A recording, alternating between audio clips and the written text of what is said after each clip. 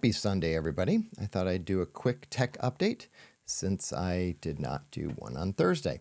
So we're going to first start off about what are crypto airdrop scams and how to avoid them. I'm not going to go into great detail, but I did want to cover it because I've had quite a few people email in and say, hey, I have, a couple $1,000s in USDT dropped to my Sui wallet or my Ethereum wallet or you name the wallet, and it's really not 2, 3, 4,000 in USDT.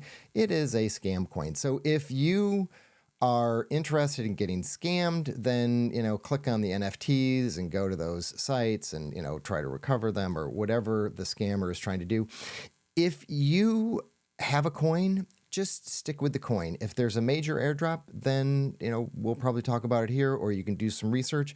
But if something is just dropped into your wallet, if you see these little just micro payments to you, it is some part of a scam or monitoring or something like that. So if you have something in your wallet that you did not put there, or you didn't have Caleb Brown or Uptrade or Coinbase or Binance, if you didn't send it, if you didn't have someone send it to your wallet, then leave it alone because it's probably a scam. So we're going to go on to another scam, which is the Clipper malware. I posted this earlier. It's a reminder for anybody that did not watch. But make sure you check your entire address now. And don't just look at the first 5, the last 5, and the middle 5.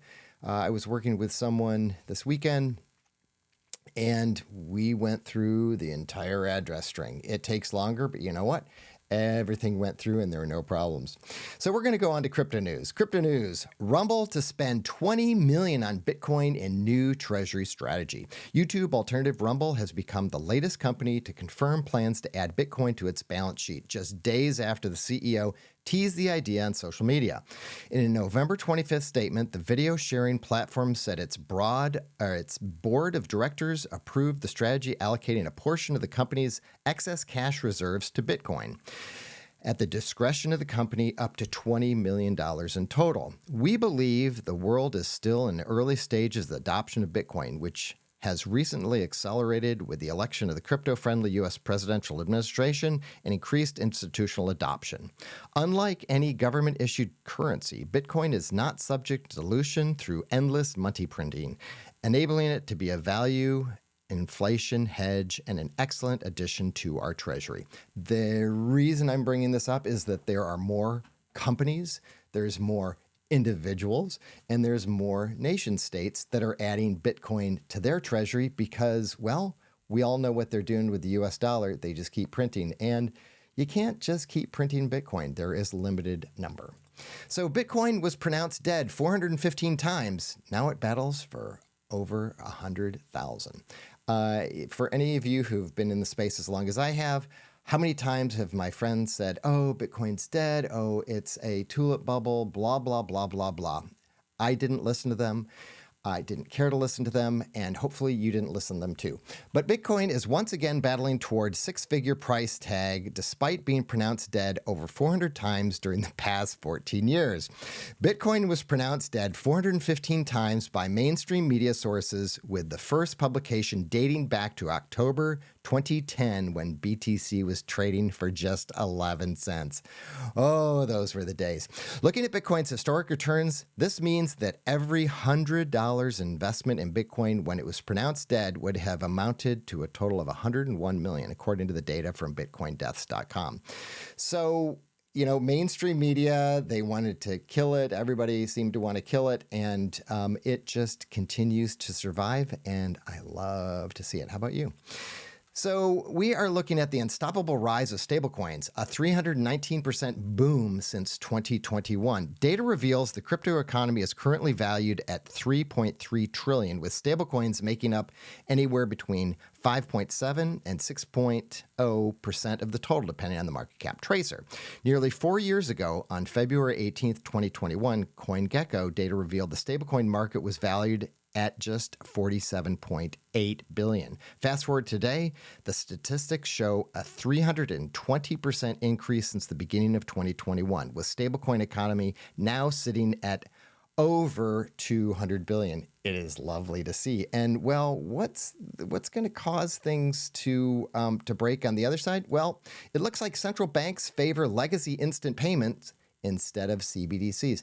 For all those people that said, oh, we're going to have CBDCs this summer, be careful, the banks are coming for us, blah, blah, blah, blah, blah, because that's what it seems to be, is just a lot of fear being put out there. And if you just step back, take a deep breath, don't necessarily believe all the bogus information that is being put out there, because I don't see CBDCs. Sorry, this is my little tangent, but when people have said, oh, it's going to happen, I've heard about it, the powers that be said that it's going to be, well, it looks like it hasn't. Despite the steady increase in research activity, central bankers are showing a rapidly decreasing enthusiasm for central bank digital currencies, or CBDCs. The official Monetary Financial Institution Forum think tank has found in its annual Future of Payments survey. Interlinking instant payment systems such as the comparatively new U.S. Fed is by far more popular solution among central banks for improving cross-border payments. Almost half, 47%, of respondents chose this option, which is only a tiny increase above last year's results. Stablecoins received 0% vote. Imagine that. Coins that they can't control, they're going to have 0% just last year. CBDCs fell out of this ranking from 31% in 2023 to 13% in 2024. This may reflect the reaction to greater interest in CBDCs in certain central banks. So CBDCs, you're not here yet. Thank you very much. Putin signs digital currency taxation law. So it's interesting that other countries will really put things into law so that they can figure out how to invest or how to do things. And Putin has done that. So Russian President Vladimir Putin signed a law that regulates the taxation of digital currencies. According to the law, digital currency is recognized as property. This also applies to currency used for foreign trade settlements within the framework of the experimental legal regime, EPR, in the field of digital innovation. Mining and selling digital currency will not be subject to VAT. In addition, you will not have to pay taxes on services or organization providing transactions under EPR. Income from acquisitions from the sale or circulation of the digital currency will be taxed on two-stage scale rates, 13% in respect to income within 2.4 million rubles, and 15% for income exceeding this amount. They will be accounted for in the same tax base as income from operations with securities, deposits in banks, and other sources. So they can get their act together over there, and why can't we get our act over here? So Fifth Circuit rules OFAC overstepped in sanctioning Tornado Cash's immutable smart contracts. This is important to realize what's going on here. The U.S. Fifth Circuit Court ruled Tuesday that the Treasury overstepped by sanctioning Tornado Cash's immutable smart contracts, stating the autonomous software cannot be classified as property. The Fifth Circuit held that when smart contracts are immutable, meaning no entity can modify or control them, they cannot be classified as property subject to sanctions under existing law. The decision reverses a lower court ruling that makes a significant win for privacy advocates and blockchain developers seeking clarity to build similar products, according to the industry.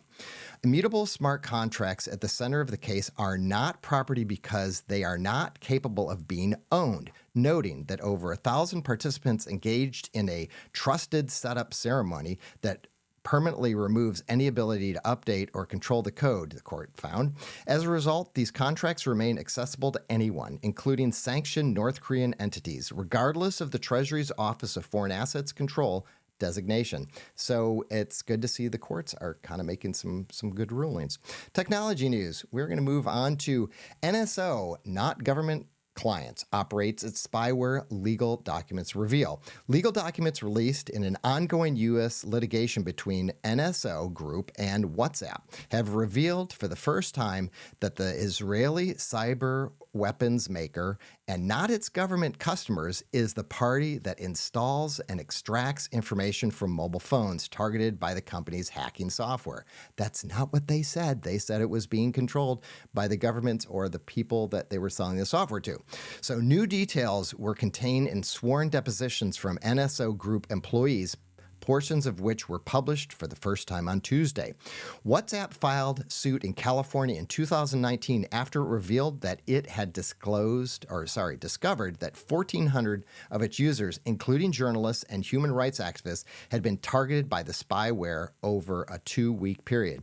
At the heart of the legal fight was the allegations by WhatsApp that NSO had long denied that it was the Israeli company itself and not the government clients around the world who were operating the spyware. So yes, it is not the governments, it is the NSO group that is controlling and going through all your phones.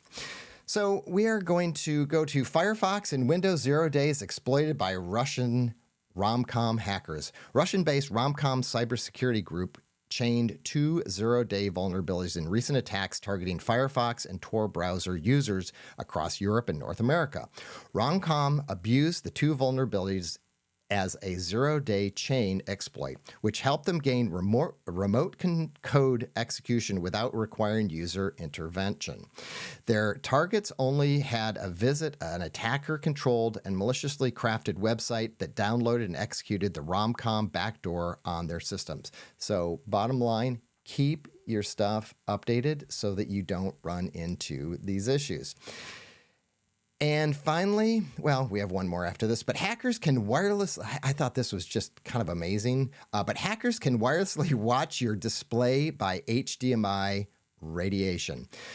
Covertly intercepting video signals is a very old-fashioned way to go about electronic spying, but a new method discovered by researchers put it at a frightening spin on it. A research team out of Uruguay found that it is possible to intercept the wireless electronic radiation coming from an HDMI cable and intercept the video by processing it with AI. 3 scientists from the University Republic of Montevideo. It's possible to train an AI model to intercept a tiny fractions in electromagnetic energy from the wired HDMI signal, the paper says. Even though it's wired, standard, and usually encrypted digitally, there's enough electromagnetic signal coming off these cables to detect without direct access.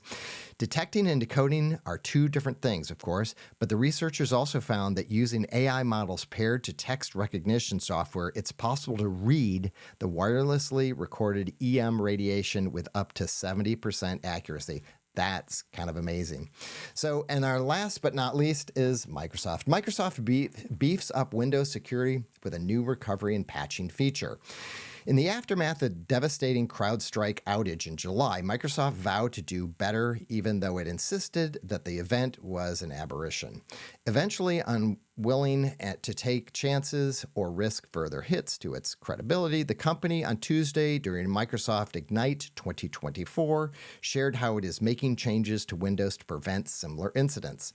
A new capability launching in early 2025, Quick Machine Recovery, will allow IT admins to remotely make certain software fixes even when Windows machines aren't able to boot. Microsoft says it's also testing ways to let security products like antivirus software run outside of the kernel mode, which means they'll be able to run similar to most Windows applications. The kernel mode change, scheduled to launch in private preview in July 2025, addresses the root cause of CrowdStrike outage. A faulty update to CrowdStrike's Falcon software caused an issue with the Microsoft kernel, the core of Windows operating system, causing affected machines to crash. Well, everybody, have a great rest of the weekend and a better next week. Thanks, everybody. Bye-bye.